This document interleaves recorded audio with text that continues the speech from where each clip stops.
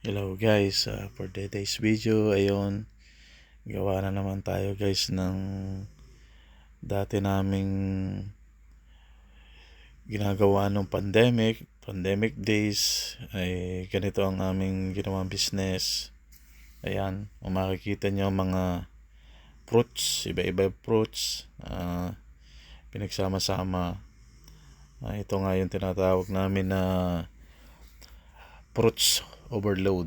Ayan, yung fruits salad overload. Ayan, pero mostly ito ay mga fruits lang talaga guys. So ayun, mimili kami ng iba-ibang klase ng mga masusustansyang prutas at yun ang pinagsasama-sama. Ayan, so ito yung pinag-mix na yung iba-ibang prutas na ando na siya sa container, sa box lagayan, at iniisa-isa na siyang pinapatas. Ayan, makikita nyo iba't ibang masusustansyang prutas ang nandyan. So ito nga pala kaya kami napagawa ngayon kasi meron kaming regaluhan na nag-birthday. Ayan, so timely naman na dapat ngayon yung mga prutas, o kaya yun, gawa uli kami ng fruits. So ayan, pinapatas yan isa-isa, nilalagay. So ayun, sumunod naman nilalagay ay yung nata de coco. So makikita nyo mamaya pag natapos na, talagang overload talaga yan, kaya fruit salad overload talaga yan.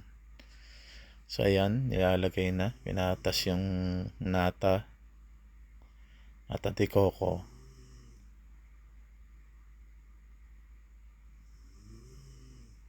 Sa isang nilagay. Ayan, para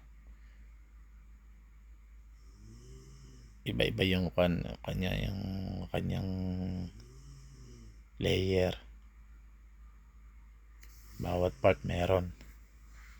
May bisita, saan man siya sumandok, iba-iba yung makukuha niya. May strawberry, may kiwi, ayan, dragon fruit, yung ating yellow na pakwan, meron tayong red grapes. Ayan, niladagdagan ng strawberry galing Baguio. Ayan, pinili pa talaga namin yan. So, dati talaga yan ang negosyo namin guys, mga fruits. Kaso nga lang natigil na kasi nga ng pandemic, natakot na. Tsaka nung magtagal guys, nagmahal na rin yung mga prutas, kaya tumigil na rin, hindi rin masyadong kumita. Ayan, black grapes naman yan, nilatagtag na yan, mga black grapes from Baguio din yan. Yung mga products kasi sa Baguio, dito rin dinadala sa Batangas yan, sa Kalakalan. Ayan, so nilalagay na. Ayan, makikita ninyo talagang overload talaga yung mga prutas. Iba-ibang prutas makikita nyo dyan, masustansya. Ayan, okay na, tapos na siya, natakpan na, may cover na siya. Sunod naman yan guys ay yung sauce nya. Ayan, yan yung mga special ingredients na pinagsama-sama, and then nilalagay na lang ng cheese, niyayadyaran ng cheese, and then hahaluin yan. Ayan, yung secret ingredient namin na hindi magaya-gaya.